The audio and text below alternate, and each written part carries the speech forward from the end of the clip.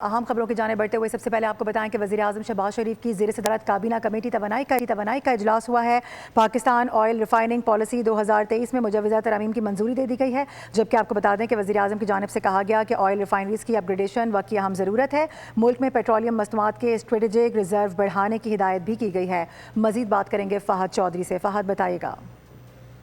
جی دیکھیے، وزیراعظم شہباز شریف کی زیر صدارت کابینہ کمیٹی برائے توانائی کا اہم اجلاس ہوا، جس میں پاکستان آئل ریفائننگ پالیسی 2023 میں مجوزہ ترامیم کی منظوری دے دی گئی۔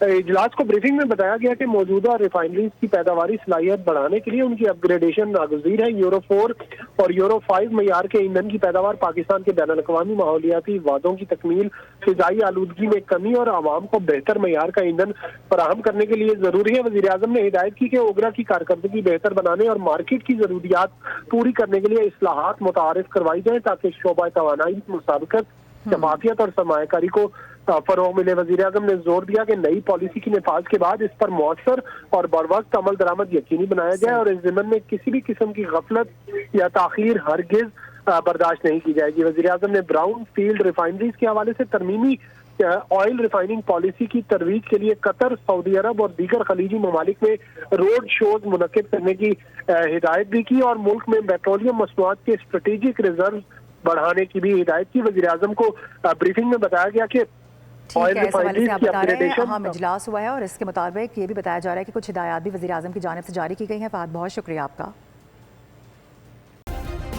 سبسکرائب کریں اور بیل دبائیں تاکہ کوئی خبر رہ نہ جائے۔